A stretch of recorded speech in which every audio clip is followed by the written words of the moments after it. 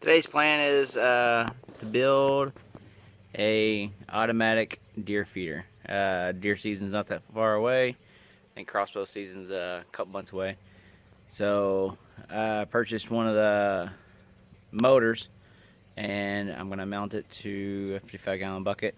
I'll show you all the stuff I plan on using, and we'll see how this turns out. Okay, here's some of the stuff I plan on using. I got 2 pieces of 3-foot all thread. Up here, I got some washers, some nuts. That's 3/8. We're gonna have to use our hole saw there. There's our motor, and for the spreader, I'll go over that some when I get to that part.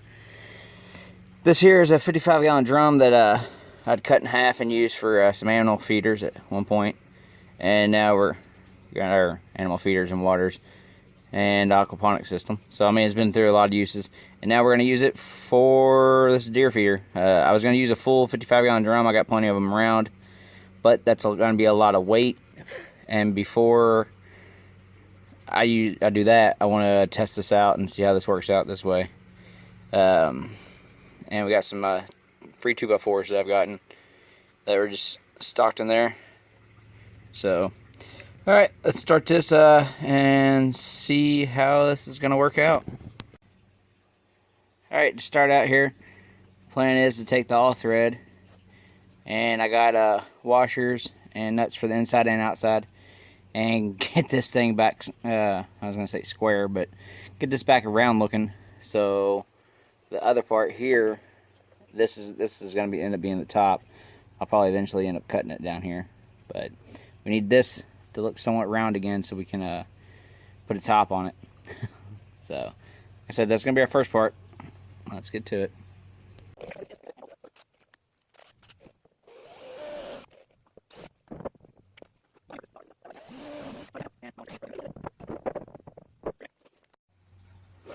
Alright, like I said, we got nuts and washers for both inside and outside. And I got this one, and like I said, they look straight. So we're going to put a nut on first.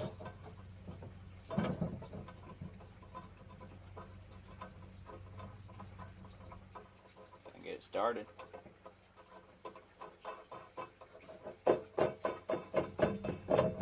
And then a washer. Put it through the hole. And then another washer and another nut. This is going to make it where we can adjust where this is sitting and squeeze this in. So we're definitely going to have to end up taking this off here.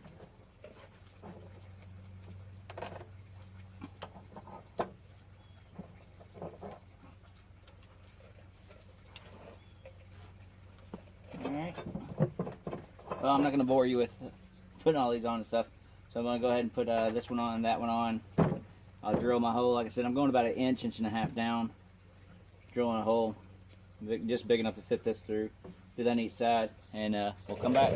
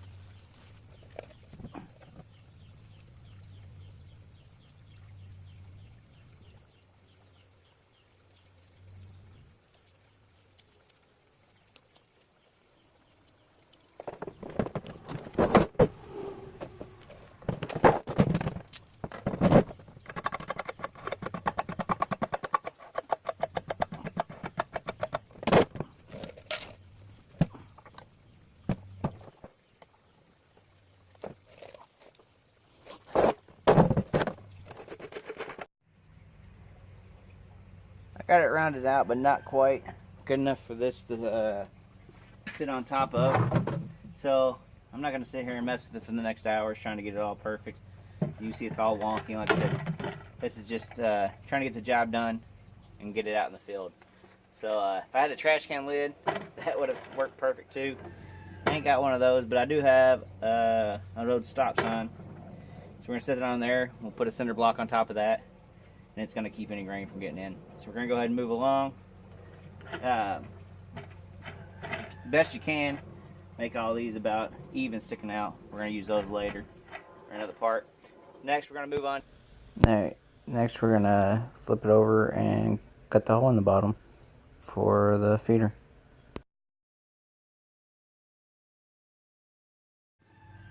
Alright, here's our automatic feeder purchased. Yeah, we'll do a quick unboxing of it and see everything that's in there and see how we're going to hook this bad boy up.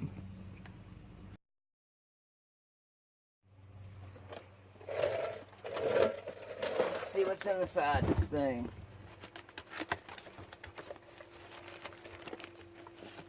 Alright, box is gone. Alright, we have like programming instructions. Cool little detail we can slap on the side of our tub here when we're done, so everybody knows what kind of feeder's on there. Why not? Alright, check the little bottom part here. Note the tab for quick adapters are inside the battery compartment of the feeder kit.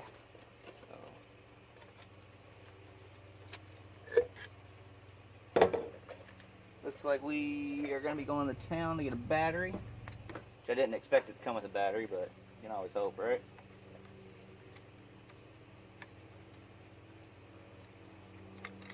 What we got here?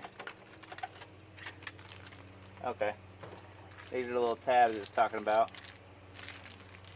They're inside the battery compartment. Got 3 of these. Place for trash.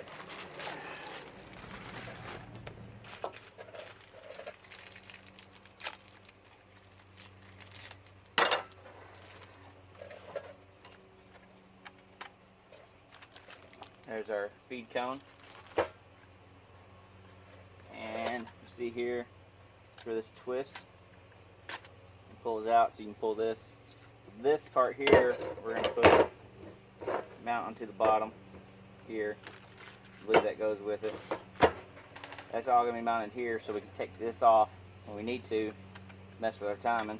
And you just come up, push it on, twist it back into place. Twist and pull. I've looked up some other reviews on this. This seems pretty simple to use. Well, for whatever reason, there's only 2 little screws in here. So we took our cone, goes in here, so this is going to go towards the barrel and the funnel is going to come out going towards the spreader tray. These are the little things that were in the battery compartment. They're pretty easy, they just snap on and they lock into position. You got 3 of those. It did come with 3 bolts for this part right here. It's a bolt, washer, and a nut. So this is going to get set on there. These will drop through, and we're going to pre-drill holes right through here where we're going to set it, and then we'll throw these in. Yeah, but like I said, for whatever reason, it only came with 2, which I guess that's enough. But it did come with yeah, 3 extra big washers and 2 little ones. Don't know exactly where those are supposed to go. Nothing really made sense in the instructions. If anybody's put one of these together and knows where these go, maybe you can let me know in the comments. For the hole saw, we're going to use the 2-inch. I chose that because it just fits right inside of here, so I figured that will help with the funneling up quite a bit. Alright, so let's drill the center hole. We'll center this over it, put it down, pre-drill our little holes here, throw our bolts through, flip it over, latch them in, and we should be able to attach that there and be ready to put some legs on. Let's do this.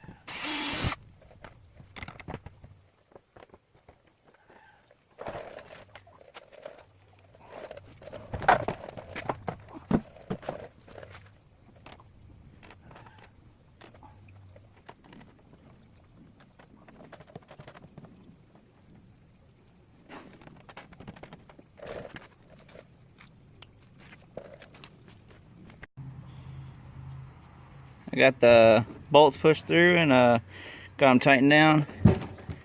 Yeah, that plate's on there good. That don't look bad. I don't know if you can see, but looks like my holes are pretty center there.